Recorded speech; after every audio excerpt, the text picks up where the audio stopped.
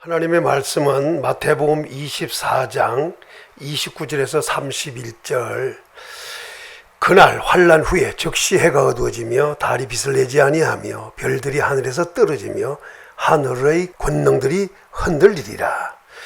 누가복음 21장 25절에서 26절을 더 봅니다. 1월 성신에는 징조가 있겠고 사람들이 세상에 임할 일을 생각하고 무서워함으로 기절하리니 이는 하늘의 권능들이 흔들리겠습니다.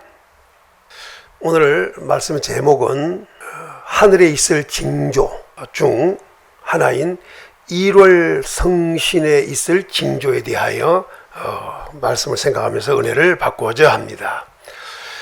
예수님께서 감람산에 앉으셨을 때 제자들이 와서 물었습니다. 어느 때에 이런 일이 있습니까? 주의 임하심과 세상 끝에는 무슨 징조가 있겠습니까? 라고 물었습니다. 어느 때에 이런 일이 있겠습니까? 라고 하는 것은 예수님께서 성전을 가리켜 말씀하시기를 돌 위에 돌 하나도 남지 않고 다 무너뜨려지리라고 하신 그 말씀에 대한 질문이었습니다. 두 번째는 주의 임하심에 대하여 물었고 세 번째는 세상 끝에 있을 징조에 대하여 물었습니다. 예수님은 제자들이 묻는 그 질문에 대답을 해 주었습니다. 그래서 지금까지 몇 차례에 걸쳐서 말씀한 내용이 세상 끝에 있을 징조, 그 중에 땅에 있을 징조, 두 번째는 바다에 있을 징조, 이제 오늘은 하늘에 있을 징조, 그 하늘에 있을 징조 중에 첫 번째, 곧 1월 성신에 있을 징조에 대하여 설명하고 살펴보면서 은혜를 받고자 합니다. 해, 달, 별. 마태복음에서는 어두워지고 별들은 하늘에서 떨어진다. 그리고 하늘의 권능이 흔들린다. 이렇게 말씀을 했습니다. 그런데 누가복음 21장에서는 1월 성신의 징조가 있다. 이렇게 말씀을 했습니다. 그리고 사람들이 세상에 임할 일을 생각하고 무서워함으로 기절한다고 했습니다. 그리고 이는 하늘의 권능이 흔들리기 때문이다. 이렇게 예수님께서 말씀을 해 주셨습니다. 바로 하늘에 있을 징조 중에 해, 달, 별, 그리고 하늘에 있는 권능, 이것이 흔들리게 되는 이 과정을 오늘은 설명하면서 은혜를 받고자 합니다. 하나님께서 하늘은 창조 둘째 날 만드셨습니다.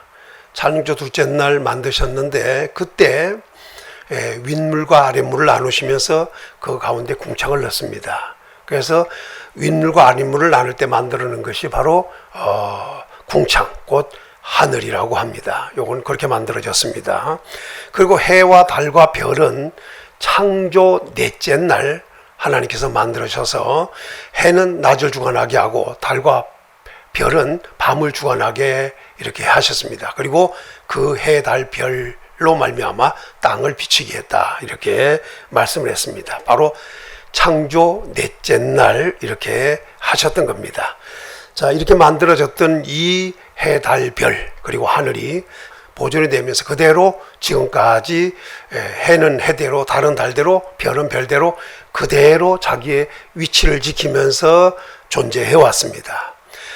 그러나 이제 세상 끝에 끝이 오고 그 끝이 올 때 있을 일 중에 바로 해나 달이나 별이 제 기능을 하지 못하는 이런 결과가 오게 된다 하는 것이 세상 끝에 있을 징조 중에 이제 하나로 나타납니다. 자, 여기에 대해서 오늘은 성경을 구체적으로 생각을 하려고 합니다. 먼저 본문을 설명해 보면 해가 어두워진다고 표현했죠. 달은 빛을 내지 않는다 이렇게 말했습니다. 별들이 하늘에서 떨어진다고 말했습니다. 하늘의 권능이 흔들린다. 이렇게 약 4가지 정도로 설명을 해오는 것을 보게 됩니다. 자, 그런데 누가복음에서는 1월 성신의 징조가 있다고 했습니다. 1월 성신, 해, 달, 별을 말하죠. 그러면서 이렇게 말합니다. 사람들이 세상에 임할 일을 생각하고, 사람들이 세상에 임할 일을 생각하고, 다시 말하면 기대하고 무서워함으로 기절한다. 왜? 하늘의 권능이 흔들리기 때문이다. 이렇게 말씀을 주셨습니다. 여기서 기절이라고 하는 말은 잠깐 그냥 정신을 잃었다 일어나는 상태를 말하지 않고 이건 숨을 거둔다, 죽다 이런 말이 나옵니다. 좀 더 적극적으로 말씀을 하고 있는 거죠. 그러니까 사람들이 세상에 임할 일이 얼마나 무섭길래 해, 달, 별이 빛을 거두고 하늘의 권능이 흔들리니까 사람들이 얼마나 그 상태 자체가 무서운지 기절한다고, 무서움으로 기절한다고까지 표현했는가. 자, 여기에 대해서 오늘은 살펴보고자 합니다. 해, 달, 그리고 별이 떨어지고 하늘의 권능이 흔들릴 때가 언젠가? 환난 후라고 합니다. 환난 후. 마태복음 24장 29절 31절을 쭉 봐야겠지만 29절에 보면 그날 환난 후에 즉시, 환난 후에 즉시라는 말을 썼습니다. 그러니까 환난이 끝나자마자 해, 달, 별이 빛을 거두고 별이 하늘에서 떨어지는, 하늘의 권능이 흔들리는 이런 일이 있게 될 것이다. 이렇게 말씀을 해 주셨습니다. 환난 후라고 했고 그리고 즉시라고 했는데 이 환난은 무슨 환난을 말씀을 하고 있느냐. 마태복음 24장 15절에서 25절에 보면 그 환난에 대해서 먼저 말씀을 했는데 지난번 설교 때 땅에 있을 징조 중에 하나로서 말씀을 한 적이 있습니다. 15절에 보면 다니엘이 말한 바 멸망에 가증한 것이 거룩한 곳에 선 것을 보거든 있는 자는 깨달을진저. 그러면서 유대인 자는 산으로 도망할지라. 지붕에 있는 자는 물건을 가지러 내려오지 말고 밭에 있는 자는 겉옷을 가지러 돌이키지 말라. 그날에 아이벤 자와 젖먹이는 자에게 화가 있다. 너희 도망하는 일이 겨울이나 안식일에 되지 않도록 기도하라. 그때에 큰 환난이 있겠습니다. 고 말씀했습니다. 이 환난은 창세로부터 지금까지는 환난이 없었고 후에도 없으리라. 그 날들을 감하지 아니할 것이면 모든 육체가 구원을 얻지 못할 것이나 택하신 자들을 위하여 그 날들을 감하시리라고 이렇게 말씀을 해 주었습니다. 여기서 큰 환난이라고 했습니다. 사람들은 이것을 큰 환난보다 대환난이라는 말을 주로 많이 쓰는데 대환난이 일어난다는 겁니다. 그런데 이 환난이 얼마나 큰지 창세로부터 지금까지도 없었고 후에도 없는 환난이다. 이렇게 말씀을 했습니다. 이 환난이 언제 오느냐? 바로 멸망에 가증한 것이 거룩한 곳에 선 것을 보거든 그랬잖아요. 그러니까 거룩한 곳에 이 멸망에 가증한 것이 섰을 때에 바로 그때부터 큰 환난이 시작된다. 이 말씀을 하고 있는 겁니다. 그러면 여기서 멸망에 가증한 것은 전에도 얘기했지만 다니엘서 9장 27절 보면 멸망에 가증한 것이 날개를 의지하여 선다.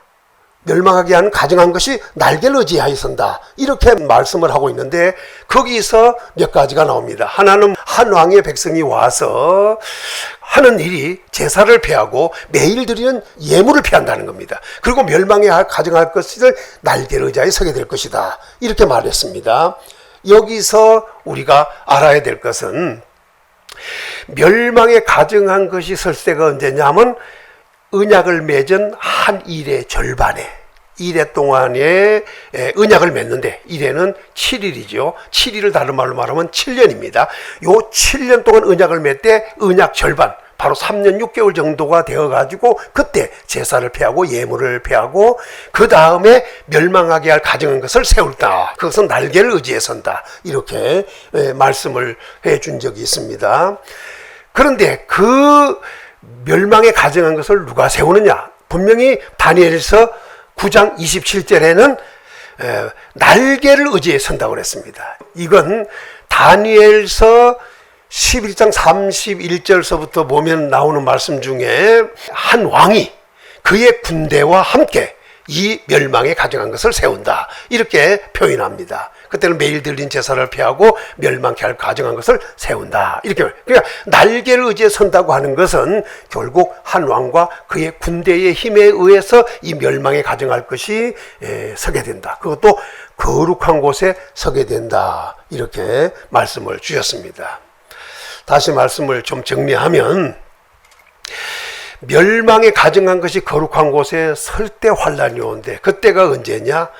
7일 언약 중에 절반에 서게 된다. 이런 말씀입니다. 그리고 그 절반에 서게 될 때 그 멸망에 가증할 것은 자기 힘에 의해 서는 것이 아니라 한 왕, 그걸 다니엘서 11장에는 북방왕이라고 그러는데 그 북방왕과 그의 군대에 의하여 세워진다. 이렇게 말씀을 했습니다. 바로 그때부터 대환란, 곧 클 환란이 시작된다. 이렇게 보시면 됩니다. 누가복음 21장에서는 군대가 예루살렘을 에워싸는 것을 볼 때에 너희는 유대에 있는 자는 산으로 도망하라. 그 누가복음에는 군대라는 말을 썼습니다. 그러니까 이 군대, 곧 한 왕과 그의 군대, 이런 말이죠. 그리고 다니엘에서는 그들에 의하여 세워질 멸망에 가정한 것, 이렇게 표현을 한 것입니다. 그 멸망이 가정한 것이 서게 될 때, 다른 말로 말하면 한 왕과 그 군대가 예루살렘을 에워쌀 때, 그때에 바로 큰 환란이 있다. 그 환란은 얼마나 큰 환란인지, 유대인자는 산으로 도망해야 되고, 지붕에 있는 자는 물건을 가지러 오지 말아야 되고, 밭에 있는 자는 겉옷을 가지러 돌이키지 말라. 누가복음 21장에서는 유대에 있는 자는 산으로 도망하라, 성내에 있는 자는 나가라, 그리고 촌에 있는 자는 성으로 들어오지 말라. 이렇게까지 말씀을 했습니다. 그리고 그날에는 아이벤 자와 젖먹이는 자에게 화가 있다.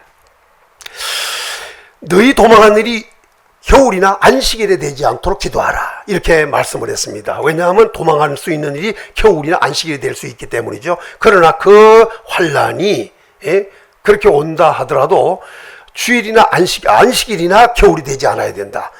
않도록 기도하라. 이렇게 말씀을 했죠. 왜 그러냐면 그때에 올 수 있기 때문이라는 거죠. 근데 예수님은 기도하라고 한 것은 기도하면 그렇게 되지 않을 수 있다는 것을 말씀을 하고 있는 겁니다. 그리고 그 환란은 얼마나 큰지 창세로부터 지금까지 없던 환란이라는 겁니다. 그리고 앞으로도 없는 환란. 그러니까 전무후무한 환란이 그때 일어난다는 겁니다. 그걸 성경에는 마태복음 24장에는 큰 환란이라 이렇게 표현을 했습니다. 그리고 그 환란은 감해주지 않을 것이면 모든 육체가 구원을 얻지 못한다는 겁니다. 그래서 택한 자들을 위하여 그 날들을 감해주시겠다. 이렇게 말씀을 하므로 육체의 구원을 얻을 수 있는, 택한 자들이 육체의 구원을 얻을 수 있는 이런 길을 열어두셨다 하는 것을 알 수가 있습니다. 해, 달, 별이 빛을 거둘 때, 그리고 그 별들이 떨어질 때가 언제냐, 곧 하늘의 권능이 흔들릴 때가 언제냐, 환란 후 적시라. 이렇게 말씀했습니다. 그러면 다시 좀 반복하면, 그러면 환란 후라는 말을 쓰는데 이 환란이 어느 정도까지 갈 것인가, 이제 이것이 문제가 되겠죠. 그냥 막연하게 환란 후라는 말을 쓴 것이 아닙니다. 다니엘서 그 9장 27절에서는 언약 절반이라고 그랬죠. 언약 절반. 언약 절반이라고 하는 것은 3년 반이죠. 거기 지나고 후 3으로 넘어가면서부터, 후 3일 반으로 넘어가면서부터 사실 환란이 시작된다. 이 말을 하고 있는 겁니다. 왜? 멸망에 가정한 것이 설 때가 바로 전 3일 반이 끝나고 후 3으로 넘어갈 때, 후 3일 반으로 넘어갈 때 이게. 그러니까 여기서 7일이라고 했고 전 3일 반, 후 3일 반이 했지만 사실은 7년과 3년 6개월씩을 지금 나누어서 얘기하는 것입니다. 그런데 이렇게 3일 반이 끝나고 후 3일 반으로 넘어가면서부터 사실은 큰 환란이 있다고 말이에요. 왜? 제사가 폐해지고 예물이 폐해지고 그 다음에 멸망이 가정한 것이 세워질 때, 그때가 북방왕과 곧 한 왕과 그의 군대가 와서 예루살렘을 에워싸고 그 다음에 그곳에 바로 멸망이 가정한 것을 세울 것이기 때문에 그렇습니다. 바로 그 말씀입니다. 그러니까 그것이 언제냐? 바로 전 3일 반이 아니라 후 3일 반, 곧 전 3년 반이 아니라 후 3년 반으로 넘어가면서 시작이 되는 것이다. 그러니까 언제까지냐? 7일 동안 언약을 맺었는데 전 3은 아니지만 바로 후 3일 반, 곧 후 3년 반 동안 환란이 있을 것이다. 이 말씀을 하고 후 3년 반으로서 사실 그 환란은 끝난다. 이런 말이 되는 것입니다. 이제 그때에는 사실 어떤 일이 더 일어나느냐? 요한계시록 12장에 보면 마귀가 하늘에서 이제 쫓겨납니다. 천사 미가엘과 그의 사자들에 의하여, 용과 그의 사자들이 전쟁이 일어나죠. 그 전쟁에서 패한 용과 그의 사자들이 하늘에 있을 것을 얻지 못하고 땅으로 내려왔습니다. 땅으로 내려와서 여자의 남은 자손과 싸우려고 이제 하는데, 그러다가 어디 싸우려고 하다가 바닷가 모래 위에 이 용이 서 있습니다. 그런데 바다에서 한 짐승이 나옵니다. 그 짐승을 보니까 뿔이 10이요 머리가 7입니다. 그리고 모양을 보니까 입은 사자 같고 또 몸은 표범 같고 발은 고매발 같은 이런 짐승이 나오는 겁니다. 그리고 머리는 7이요 뿔이 10이었죠. 근데 그 하늘의 이적이 보이는데 그 용의 모습을 보았습니다. 그 용을 보니까 머리가 7이요 뿔이 10이었습니다. 그런데 그 용은 머리 7의 면류관이 있습니다. 그런데 바다에서 나온 짐승은 머리 7이 있는데 7에는 면류관이 없고 10뿔의 면류관이 있는 이런 짐승이 나옵니다. 바로 마귀와 비슷한 이런 존재가 나온 거죠. 그래서 바닷가 모래 위에 대기하고 있던 이 용이, 곧 마귀가 바다에서 한 짐승이 나오니까, 자기 모습과 비슷한 그 짐승이 나오니까 그 짐승에게 자기의 권세와 보좌와 능력을 그에게 주는 겁니다. 그러니까 바다에서 나온 짐승은 용이 주는 걸 다 받은 거죠. 권세도 받고 보좌도 받고 능력도 받고 철저하게 마귀에게 사로잡히게 되고, 그 다음부터 마귀의 일을 할 수밖에 없는 존재가 돼버린 겁니다. 그리고 나와서 그가 얼마 동안 일하느냐 보니까 42달 동안 일할 권세를 받으니라, 이렇게 말하고 있어요. 42달입니다. 그러니까 이 짐승이 일을 해봐야 얼마냐? 42달. 성경에는 이 숫자에 대해서 여러 가지로 얘기합니다. 한때, 두때, 반때, 3일 반, 1260일, 42달. 그러니까 때로 말하면 한때, 두때, 반때, 날로 말하면 1260일, 달로 말하면 42달. 이것을 연으로 말하면 3년 6개월이 됩니다. 이 기간 동안 이 짐승은 일을 하게 됩니다. 3년 6개월. 또 다니엘서 보면 3일 반. 이렇게 이해하시면 됩니다. 곧 3년 6개월을 이야기하는 것이다. 그래서 3년 6개월 동안 이 짐승을 일을 하게 됩니다. 이 기간 동안에 거짓 선자, 곧 짐승에게 경배하고 짐승의 우상에게 경배하고 사람들로 하여금 미혹해서 666을 받게 하는 이 거짓 선지자, 이 선지자가 바로 이 짐승으로부터 능력을 받아서, 마귀는 짐승에게 주고, 짐승은 바다에서 나온 짐승은 땅에서 올라온 두 뿔 가진 양 같은 이 짐승에게 권세를 주고, 그래서 그 짐승이 거짓 선지자인데, 땅에서 올라온 짐승은 거짓 선지자인데, 그 거짓 선지자는 바로 사람들을 이적으로 미혹을 해가지고 짐승에게 경배하고 짐승의 우상을 만들게 하여 짐승의 우상에게 경배하게 하고, 사람들로 하여금 오른손이나 이마에 666이라고 하는 이 짐승의 수, 짐승의 이름의 수, 사람의 수, 이 수를 받게 하는 일을 하게 된다. 그 기간이 바로 42달, 3년 6개월이다. 이것이 바로 3년, 후 3년 반이 되겠죠. 그러니까 결국은 뭐냐면, 이 짐승이 아무리 강해도 3년 반이면 그의 일은 끝난다.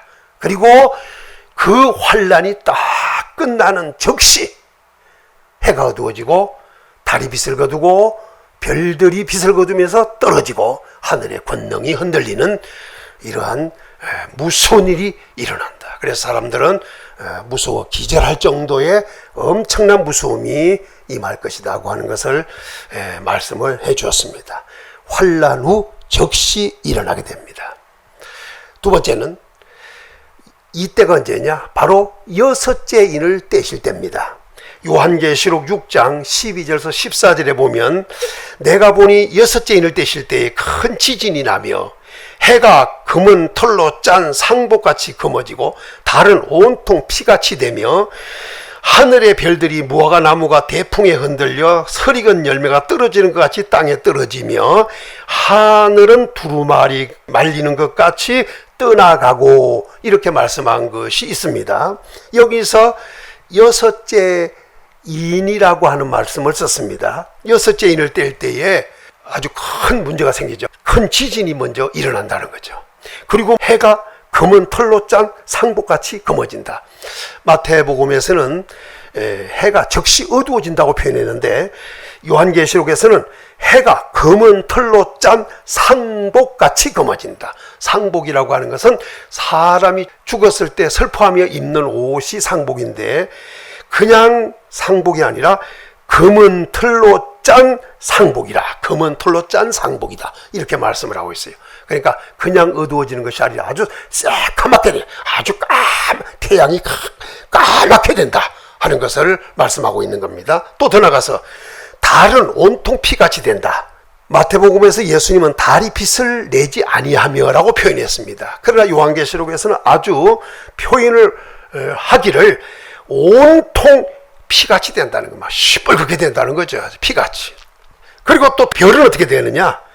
하늘의 별이 무화과 나무가 대풍 큰 바람에 의하여 흔들려 설익은 열매가 떨어지듯이 땅에 떨어진다는 겁니다. 그러니까 계시록에서는 별이 빛을 거둔다는 표현을 쓴 것보다 무화과 나무가 대풍에 흔들려서 떨어지는 것처럼 떨어진다는 겁니다. 마태복음에서 예수님 말씀할 때는 별들이 하늘에서 떨어진다 이렇게 표현했는데, 계시록에서는 무화과 나무가 대풍에 흔들려 떨어지는 것 같이 그 열매가 떨어지듯이 떨어진다. 그런데 어디에 떨어지느냐? 땅에 떨어진다. 이렇게까지 확실하게 표현을 해 주었습니다. 그러니 이렇게 해달 별이 빛을 거두는 것도 크게 두려워할 일인데, 하늘이 권능이 흔들리고 별들이 막 땅으로 떨어질 때 얼마나 무섭겠는가 하는 것도 이해할 수가 있습니다. 더 나가서 요한계시록 12장 14절에서는 하늘은 두루마리가 말리는 것 같이 떠나가고 이렇게 말씀을 했습니다. 마태복음이나 누가복음에서는 하늘의 권능이 흔들린다고 표현했고, 요한계시록에서는 하늘이 두루마리가 말리는 것 같이 떠나간다. 두루마리가 말리듯이 이렇게 말리는, 하늘이 그렇게 말리면서 떠나간다 이렇게 말씀했어요. 마태복음이나 누가복음에서는 하늘의 권능이 흔들린다고 말을 했고, 요한계시록에서는 하늘이 두루마리같이 말리는 것 같이 떠나간다, 제자리 있지 않고 떠나간다 이렇게 표현을 했습니다. 이게 언제냐? 바로 여섯째 인을 뗄 때에 일어난다. 그럼 여섯째 인을 누가 떼느냐? 예수님이 떼시지요. 요한계시록 4장과 5장은 예수님이 계시는 그 보좌, 곧 하나님이 계시는 보좌 천국의 광경을 설명하고 있습니다. 예수님은 이 땅에 오셔서 죽으시고, 그리고 무덤에 장사지었다 3일 만에 부활하시고, 그리고 40일간 계시다가 하늘로 성천하셨습니다. 성천하에 계신 예수님은 보좌와 장로와 네 생물 사이에 이제 먼저 계셨습니다. 요걸 조금만 더 설명하면, 요한계시록 4장에 보면은 보좌 광경이 나오는데 어떻게 나오냐면, 보좌에 하나님이 계시고 보좌를 둘러서는 24장로가 있고, 보좌 가운데와 주위에는 네 생물이 있고, 그리고 보좌 가운데는 7등불 켠 것이 있습니다. 그리고 보좌 앞에는 수정과 같은 유리바다가 막 흐르고 있습니다. 이게 계시록 4장에서 말씀하고 있는 겁니다. 그리고 5장으로 넘어가서 보면은 보좌와 네 생물과 장로들 사이에 예수님이 서 계셨습니다. 이렇게 이런 모습으로 나타납니다. 그리고 역시 천사들이 있는데, 천천히오 만만인 천사들이 있는데 보좌를 둘러서 천천만만의 천사가 있는 것으로 요한계시록 5장에서 이렇게 설명했습니다. 지금 이것이 하늘에 있는 하나님이 계시는 보좌, 그 왕자가 있는 하늘나라의 광경, 예수님이 성천하에 올라가신 그 하늘 위에 있는 천국에 대한 말씀입니다. 예수님은 지금 보좌와 내생과 장로 사이에 서 있습니다. 그때 누가 인을 떼기에 합당하냐고 물었습니다. 떼거나 펴거나 보리에 대하여 물은 거죠. 그때 요한이가 보니까 하늘 위에도 땅 위에도 땅 아래도 그 책을 펴거나 보거나 하리가 없어서 크게 울었다고 나옵니다. 그때 장로 중에 하나가 울지 마라, 다윗의 뿌리가 이겼으니 그가 능히 떼시리라 했습니다. 바로 누구냐? 예수 그리스도십니다. 예수님이 하나님 보좌 우편으로 가셔서 하나님의 오른손에 있는 책을 취하시니라고 하십니다. 예수님이 하나님 보좌 우편으로 가셔서 하나님의 오른손에 있는 책을 취하셨습니다. 그 책은 1절에 안팎으로 쓰고 7인으로 봉한 책이었습니다. 그래서 그 책을 예수님이 하나님께로부터 받았습니다. 그 책은 하나님의 오른손에 있었고 예수님이 우편으로 가셔서 하나님의 오른손에 있는 책을 취하신 겁니다. 바로 하나님 보좌 우편에 앉으신 것도 다 이유가 있는 거죠. 그래서 그 책을 받으신 예수님이 인을 떼시기 시작했습니다. 첫째 인을 떼니까 흰 말이 나오고, 둘째 인을 떼니까 붉은 말이 나오고, 셋째 인을 떼니까 검은 말이 나오고, 넷째 인을 떼니까 청황색 말이 나옵니다. 다섯째 인을 떼니까 제단에 있는 순교자들이 우리 핏값을 어느 때까지 갚아주지 않겠냐고 호소하니까 하나님께서 흰 두루마리를 주시면서 잠시 쉬라고 위로해 주셨습니다. 그리고 띄는 게 바로 여섯째 인입니다. 그 여섯째 인 앞에 바로 큰 지진도 날 뿐 아니라 해가 어두워지고 달이 빛을 거두고 별들은 하늘에서 떨어지고 하늘은 막 종이축이 말리는 것 같이 두루마리가 말리는 것 같이 막 말리더니 떠나가고 이런 일들이 일어난다. 이것이 바로 예수님이 여섯째 인을 뗄 때 이런 일이 일어나게 될 것이다. 이렇게 말씀을 주셨습니다. 세 번째입니다. 해, 달, 별들이 그리고 하늘의 권능이 언제 흔들리느냐? 여호와의 날에 이런 일이 있습니다. 바로 그날은 해, 달, 별이 빛을 거두고 떨어질 때는 언제냐? 바로 여호와의 날입니다. 이사야 13장 9절서 10절에 보면 보라 여호와의 날 곧 잔혹히 분냉과 맹렬히 노하는 날이 이르러 땅을 황폐하게 하며 그 중에 죄인들을 멸하리니 하늘의 별들과 별무리가 빛을 내지 아니하며 해가 돋아도 어두우며 달이 그 빛을 비추지 아니할 것이로다 라고 말씀을 했습니다. 이사야 13장 9절에서 10절의 말씀인데 그날은 여호와의 날이라고 합니다. 잔혹히 분내는 날이고 맹렬히 노하는 날이라 이렇게 말씀을 하고 있어요. 그날에 땅이 황폐해지고 그 중에 있는 죄인들을 멸하신다는 겁니다. 땅도 심판이 오고 사람들에게도 심판이 온다는 거죠. 하늘에도 별들과 별무리가 빛을 내지 않는다. 여기서는 떨어진다는 말을 쓰지 않고 별들과 별무리들이 빛을 내지 않는다. 별이 빛을 거준다. 이런 말씀이죠. 또 해가 돋아도 어두우며 달이 빛을 비추지 않는다. 이렇게 말하므로 이 여호와의 날에는 땅도 그리고 죄인들도 하늘의 별들도 빛을 거두는 이 엄청난 일들이 일어나게 된다. 이렇게 말씀을 했습니다. 요엘 2장 1절에서 2절에 보면은 시온에서 나팔을 불며 나의 거룩한 산에서 경고의 소리를 질러 이 땅 주민들로 다 떨게 할지니 이는 여호와의 날이 이르게 됨이니라고 했습니다. 그리고 이제 임박하였으니 이렇게 말씀했습니다. 2절에 곧 어둡고 캄캄한 날이요 짙은 구름이 덮인 날이라 새벽빛이 꼭대기에 덮인 것과 같으니 이는 많고 강한 백성이 이르렀음이라 이렇게 말씀을 하고 있습니다. 여기서 곧 여호와의 날이 됐다잖아요. 임박했다잖아요. 그때 어떤 일이 있느냐? 어둡고 캄캄한 날이라고 표현합니다. 그리고 짙은 구름이 덮인 날과 같다는 겁니다. 또 새벽빛이 산 꼭대기에 덮은 것 같은 날이다. 이렇게 말씀을 했습니다. 그럼 이게 뭘 말하느냐? 어둡고 캄캄하다. 짙은 구름이 덮인 날이다. 그리고 새벽빛이 산 꼭대기에 덮인 것 같다. 이렇게 말씀했어요. 그러나 이게 뭐냐? 이는 많고 강한 백성이 이르렀습니다. 이게 엄청난 사람들이 모여있기 때문에 이렇게 표현을 한 것입니다. 그럼 무슨 말이냐? 이게 전쟁입니다. 사람들이 전쟁을 위하여 만국에서 몰려들었던 것입니다. 그래가지고 결국은 어둡고 캄캄한 것 같이 또는 짙은 구름이 덮인 것과 같이 새벽빛 같이 산꼭대기를 덮은 것 같이 이렇게 온다는 거예요. 그래서 이는 많고 강한 백성이 강하다는 거죠.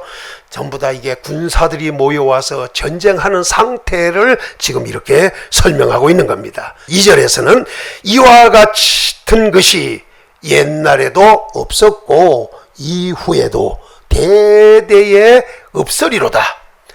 이 일은 바로 전무후무하다는 겁니다. 바로 이 여호와의 날, 바로 이때 있을 이 일은, 이 전쟁은 바로 전에도 없고 후에도 없는 전쟁이다. 그러니까 역사의 마지막 전쟁이라 이렇게 볼 수 있겠습니다. 이렇게 된다는 거죠. 왜? 전에도 없고 후에도 없다잖아요.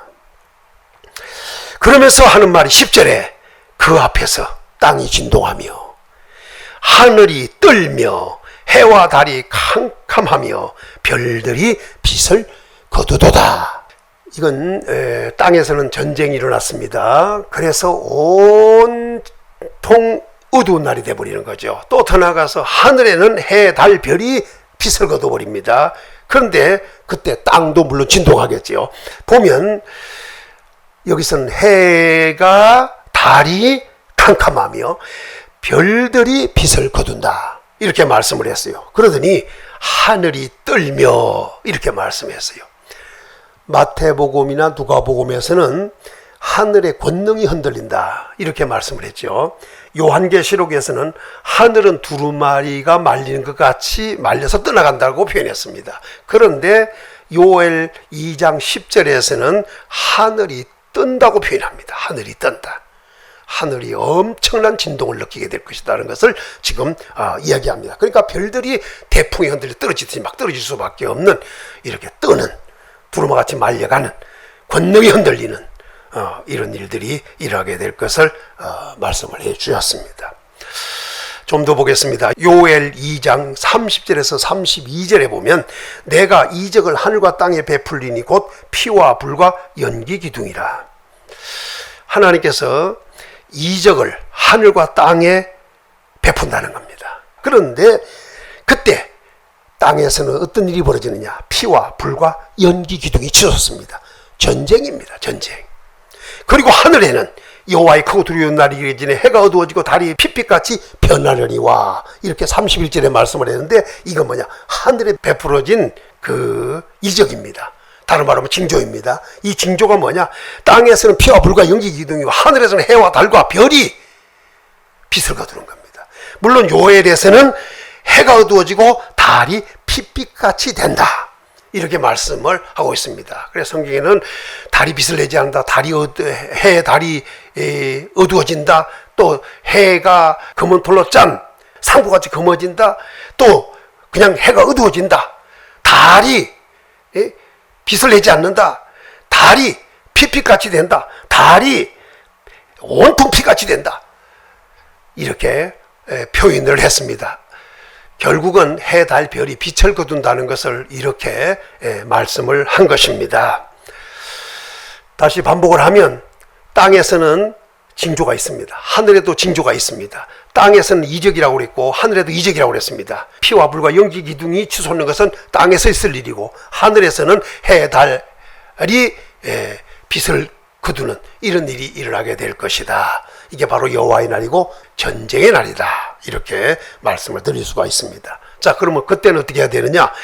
요엘 2장 32절에 누구든지 여호와의 이름을 부르는 자는 구원을 얻으리니 이는 나 여호와의 말대로 시온산과 예루살렘에서 피할 자가 있을 것이며 남은 자 중에 나 여호와의 부름을 받을 자가 있을 것임이니라. 이렇게 말씀을 했습니다. 땅에서는 피와 불과 연기 기둥이 치솟고 하늘에서는 해와 달이 빛을 거두는 이런 때에 어떻게 해야 되느냐? 이럴 때도 주의 이름을 부를 수 있는 자가 돼야 된다는 거예요. 근데 이 주의 이름을 아무나 부르는 게 아니에요. 오늘 본문에서는 여호와의 이름을 부르는 자라 그랬죠. 신약으로 말하면 주의 이름을 부르는 자예요. 고린도전서 12장 3절에 보면 누구든지 성령으로 아니하고는 예수를 주라 할 수 없다는 겁니다. 성령 받은 사람이 예수님을 주라 할 수 있는 거죠. 자, 그런데 오늘 본문에서도 앞에 28절서부터 보면 만민에게 성령을 부어준다는 겁니다. 꿈꾸고 환상 보고 예언한다는 겁니다. 늙은이는 꿈을 꾸고 젊은이는 환상을 보고 자녀들은 예언한다. 그리고 남종과 여종에게 또 역시 성령을 부어주신다고 했는데, 그러니까 만민에게 부어주고 남종과 여종에게 부어주는 이 성령을 우리는 받아야 한다는 거죠. 이 성령을 받아야만이 성령으로 주의 이름을 부를 수 있는 겁니다. 곧 여호와의 이름을 부를 수 있는 자가 된다는 겁니다. 왜? 그 여호와의 이름을 부르면 불러야 구원을 얻기 때문입니다. 본문에 다시 이렇게 말합니다. 누구든지 여호와의 이름을 부르는 자는 구원을 얻는다. 어떤 환경, 어떤 여건, 어떤 상황이 있더라도 주의 이름을 부를 수 있는 이러한 성령 충만한 성도가 되어야 한다는 것을 말씀하고 있습니다. 그 구원은 뭐냐?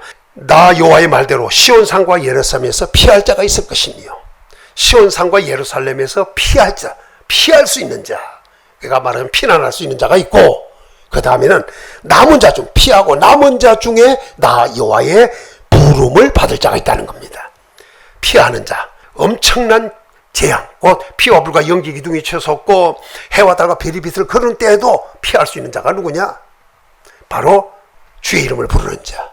그들은 시온산과 예루살렘에서 피한다. 그리고 남은 자가 있다. 피하고 남은 자, 그들은 여호와의 부름을 받는다.